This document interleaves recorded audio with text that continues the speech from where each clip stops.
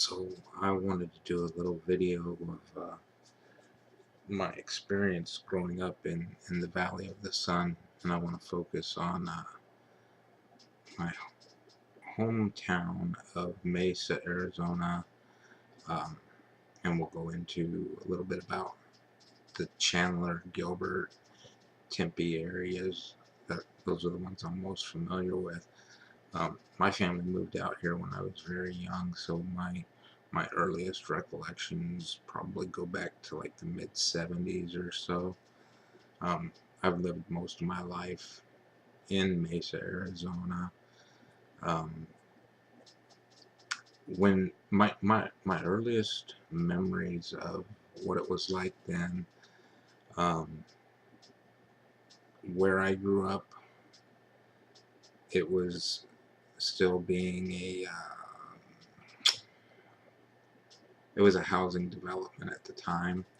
Um, Today that area is really run down and is considered like the poor part of town. Um, Back then it wasn't. It was a brand new house when we moved there. Um, but anyways, it was just north of where the US 60 is now. Back my earliest recollections, there was no US 60. Um, all that was back there was cotton fields, a few uh, pastures. Um, It was mostly cotton fields, though. We used to go back there and shoot our BB guns and stuff. Um,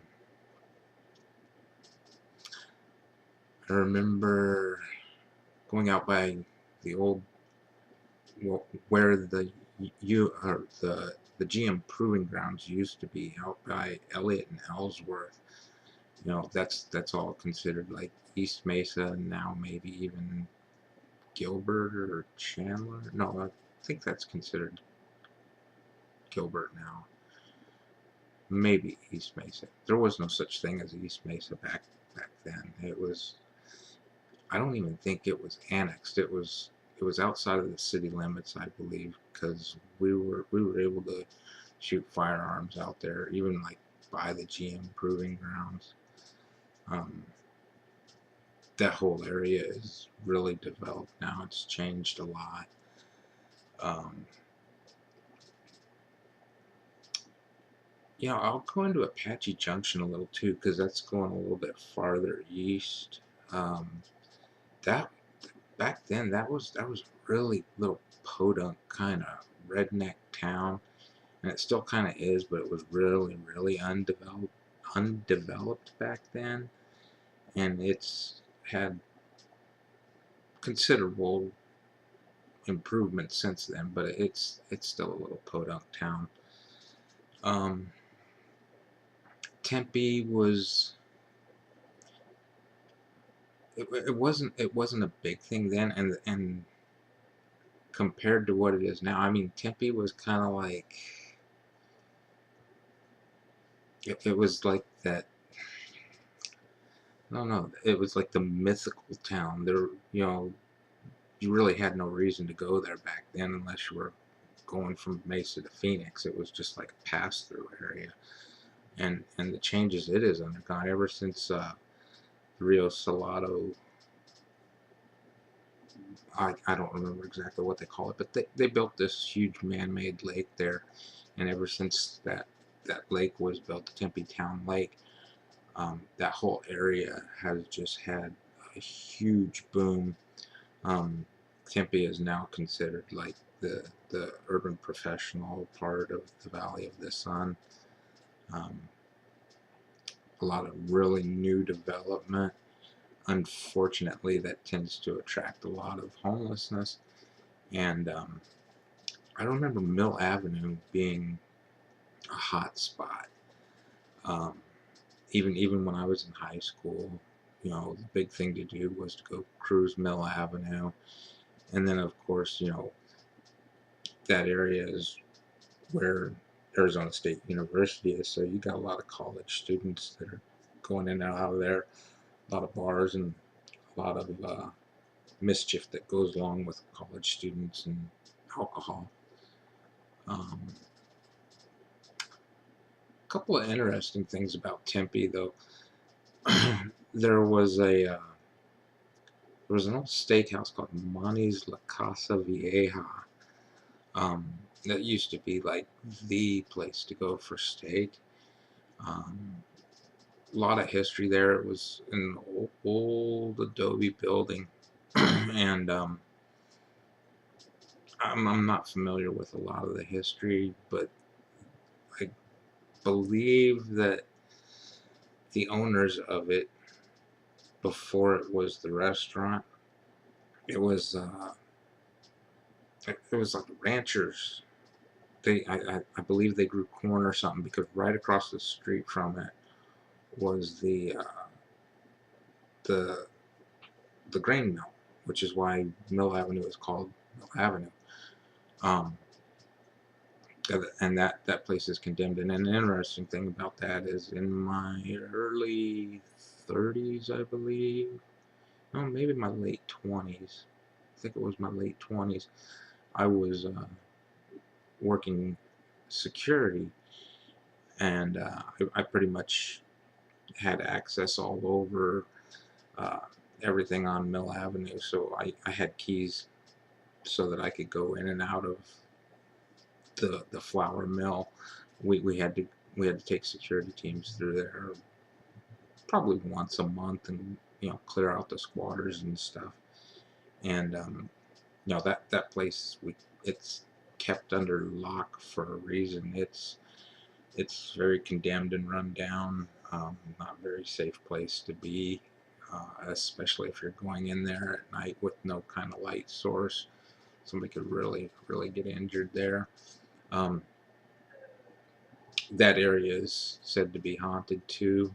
I haven't had any personal experiences as far as seeing anything or hearing any weird things, but when you're in that flour mill, and when in Monty's La Casa Vieja, you just have this feeling about you that doesn't seem quite right. I don't know how to describe it.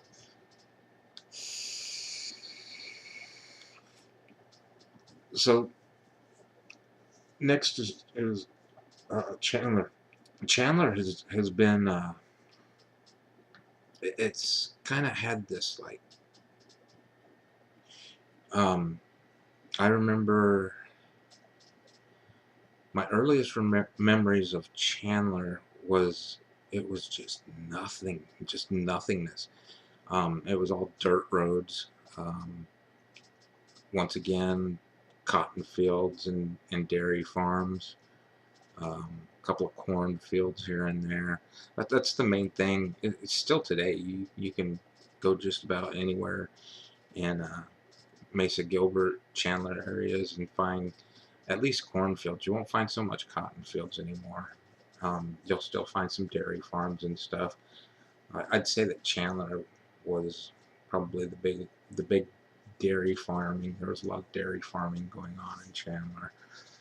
Um, I'd say probably in my teen years, it became really run down. That was considered like the poor part of town.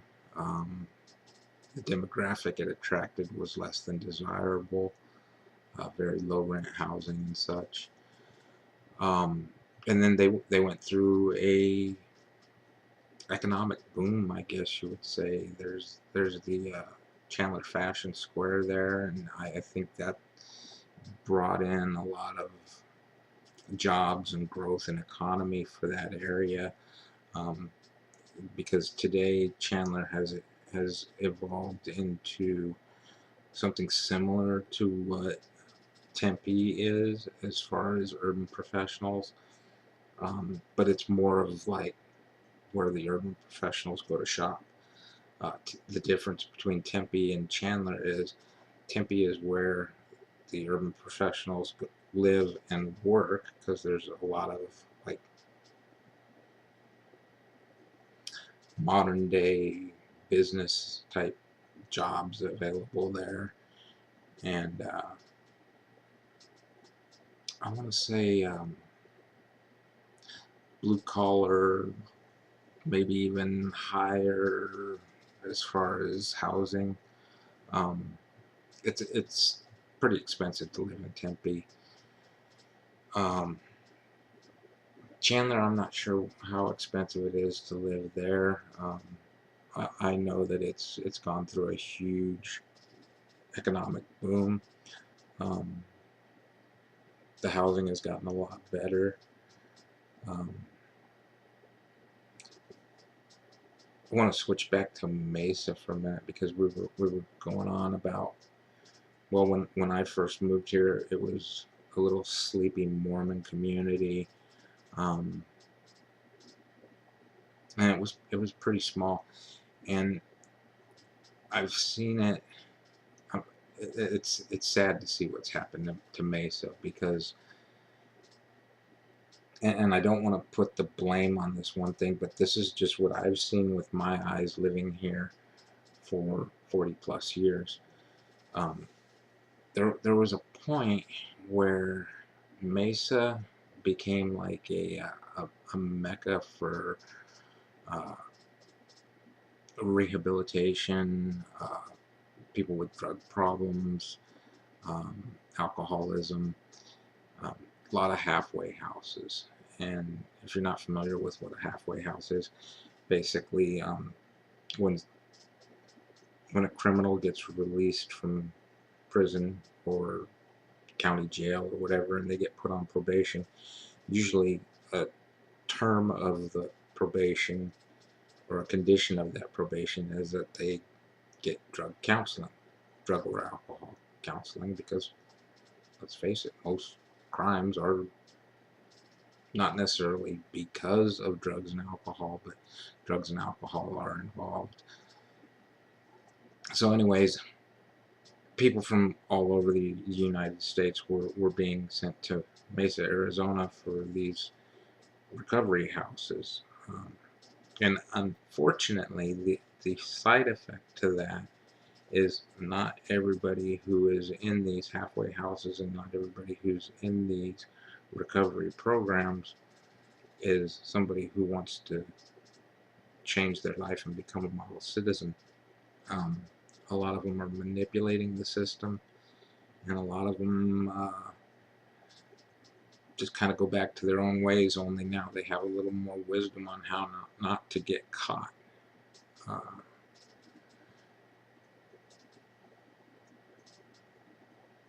which has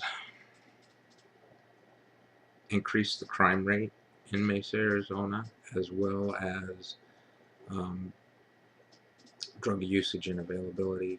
There's a huge methamphetamine problem. Heroin's a big problem there. Um, and it's funny because I don't want to talk too much about Phoenix, but Phoenix was like the area where there was a crack cocaine epidemic, and over Mesa you got this crystal meth and heroin epidemic, and now they got even more. They got these new designer drugs like oxycodone or oxycontin or something. Um, you know, it's amazing how much new crap comes out that people get addicted to. Anyways, Mesa has while its economy and its surface may have seemed to have rise, my opinion, the whole town of Mesa and in general has just been spiraling downward ever since. And I don't want to blame it on these recovery programs or anything, because I myself went through recovery programs, and I'm very grateful that they were available to me. Um, I'm almost 10 years clean now from drugs and alcohol, so that's a true blessing for me that couldn't have come to fruition if it wasn't available to me. But I wanted it, and I was willing to do what I needed to do to get myself off of the drugs and alcohol, and to lead a better, more productive and healthy life. Anyways, on to Gilbert. Gilbert was, oh, my earliest memories of Gilbert was I'll never forget the first time I went to Gilbert. Um, it was one of them things where we were coming back from somewhere, and I had fallen asleep in the car, and we stopped in this town, and I remember waking up and looking around, and I thought we went back in time 100 years. Um, this place really looked like, gosh, I don't even know how to describe it. Like something. It looked like it was in the 1920s or something. It was just, I remember even asking, where are we? And, they said, we're in Gilbert, just a couple of miles from home. I was just like, how can it be so different? Just this short distance from where, we had.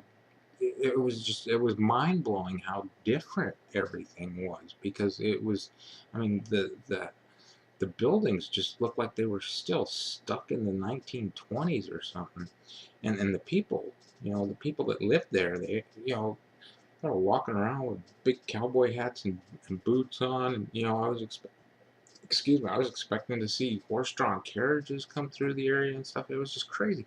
And the weird thing is, occasionally you would see somebody on horseback riding down the street, and it was just like, when did we slip in time? And the thing is, it's completely changed now. I actually live in Gilbert now, and most of those cotton fields are gone. There's still a couple of cornfields around. There used to be a lot of dairy farms here. Those have all been pushed out to make room for progress. Um, Gilbert Gilbert has become what Mesa used to be when I was growing up there. Gilbert's now the sleepy little Mormon town, and Mesa's like the drug-infested crime town, which is what Chandler used to be. It's weird. Um, Anyways, I'm kind of rambling on about stuff now, but you know, my overall view, the Valley of the Sun is a beautiful place. You will never go anywhere and find a more decent set of people. Um, the people here in the Valley of the Sun are amazing. I know I don't have much to compare it to, but I do remember a little bit of culture shock when I moved to Memphis, Tennessee for about 6 months or so, and the difference between people there and people here is just night and day. And I've seen both sides of that whole Southern mentality going on. And believe me, racism still is alive, and not just on one side. It's very two-sided. Um, White people are not welcome in black neighborhoods, and black people are not welcome in white neighborhoods. Um, a lot of the colored people in that particular part of the country seem to think that every problem that they've ever had is because of a white person, and they have no problem taking that out on you. Not so much physically, but your dealings with them are very uncomfortable. They make it very clear that if you're white, you're not their friend. And same thing with a lot of the white communities. I've seen areas in the little outskirts of Memphis where they were holding basically white supremacist rallies, and if you weren't a member of their little clique or whatever it was, then you weren't welcome there, regardless of your skin color.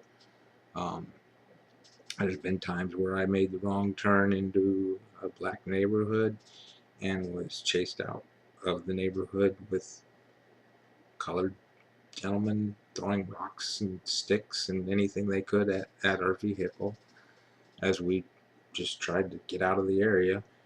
And the funny thing is me being so naive and coming from Arizona, I don't want to say that Arizona and the Valley of the Sun doesn't have racism, but it's for the most part it is non-existent. So when I was going through this neighborhood in Memphis, I see these guys playing basketball in the street, and my naivety, well, I'll just cruise up and ask these guys, how do I get back to the freeway? And oh man, as I'm rolling up slowly, they just all stopped, looked over at me, and I see one of them mouth the words, "What the are you doing here, Whitey?" And I stopped the car, and they started running towards me, picking up stuff, started throwing stuff, and I reversed, did a J-turn, and got me and my family out of there. But that's the difference in mentality between that deep south kind of and Arizona. That stuff just does not. I mean, I'm sure it happens here, but in the 40 plus years I've lived here, I have not ever encountered mistreatment from a person of color. I've never knowingly mistreated a person of color. Um, I've never seen anybody else do it. It's just people are very respectful of other people here, face to face, not so much in traffic. That's another thing about traffic, the difference in traffic between here and Memphis. Here the traffic's really bad, but you get this chain reaction going. Like sometimes somebody puts on a turn signal, eventually somebody's gonna let you in. In Memphis, it's I'm gonna get mine and screw you. Um, People will pull right out in front of you and not even think about it. They're just like, if you rear end me, it's your fault. People here are a little more courteous, except in the winter. In the winter, beware them damn Canadians. They bring great economic strides to our community when they come here, but oh my God, they need to learn how to drive. Okay, if you're Canadian, please, please, please do us all a favor. Get in the right-hand turn lane when you want to turn right, not from the left. It's simple. Use your blinker. Don't drive 10 miles under the speed limit. You might be here on vacation, but we're trying to make a living. My goal is when I retire, I want to spend my summers up in Canada, and trust me, I plan on driving like a complete freaking moron when I get to your country and show you freaks how it feels. Anyways, I've rambled on enough, and this video's gone on much longer than I planned, but I just thought somebody might be interested in knowing what it's like growing up in the Valley of the Sun. Beautiful place. I wouldn't dream of living anywhere else. Thanks for watching.